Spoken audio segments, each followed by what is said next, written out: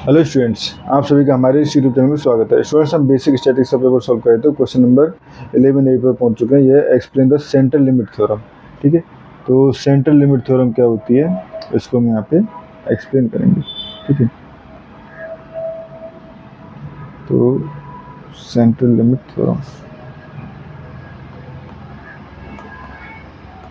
Central limit theorem. ठीक है, तो पहले स्टेटमेंट देख लेते हैं। तो ये for a sufficiently large sample size, the sampling distribution,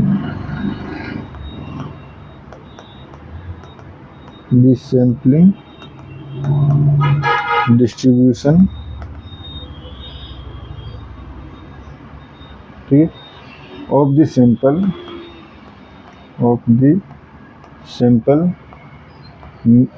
mean tends to normally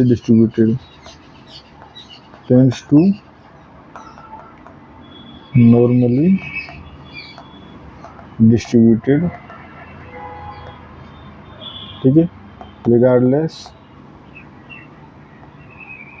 the shape of the original population distribution, the shape of the original population distribution।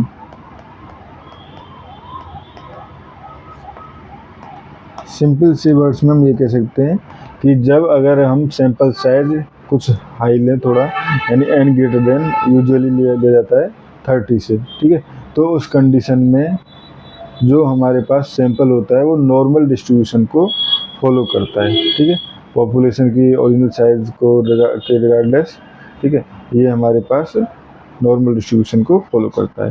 ठीक है, तो अगर मैथमेटिकल फॉर्म में दें तो देखो, if the population has mean, mu and standard deviation sigma, ठीक है, then the sampling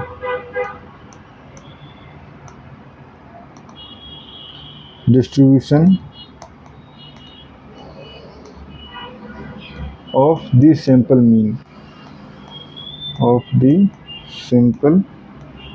mean x bar has, ठीक, mean of x bar equal to mu, ठीक है, and standard deviation of x bar equal to sigma upon root n। ठीक है, तो ये इसको हम सिग्मा एक्स बार से भी डिनोट करते हैं। ठीक है, इस तरह से भी डिनोट करते हैं। This is called the standard error. ठीक है, ठीक है स्टूडेंट्स, ये हो गया। तो देखो, की पॉइंट्स अगर हम लें, even if the population is skewed और इरेगुलर, ठीक है, this sample mean distribution became approximately normal. ठीक है, larger sample size produce a distribution closer to normal।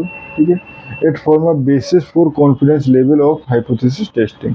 ठीक है, तो एग्जांपल के लिए हम ले सकते हैं, सपोज एक हमारे पास हम लेते हैं सिटी, ठीक है, जिसकी इनकम जो है वो स्क्यूड है। ठीक है, if we repeatedly take large samples, ठीक है, एंड कंप्यूट देयर मीन्स, ठीक है, the distribution of those means will approximately normal. Allow करेगा हमें कि हम नॉर्मल बेस्ड स्टैटिकल मेथड्स को यूज करें। ठीक है, अगर हम वही बात करें importance of central limit theorem की, तो ये जस्टिफाई करती है use of normal distribution in practical statistics. ठीक है, एंड ये make it possible to perform inference when the population distribution is unknown and widely use in quality control, economics, social science and engineering. ठीक है students, और इस question में हमें इतना ही करना था। Thank you.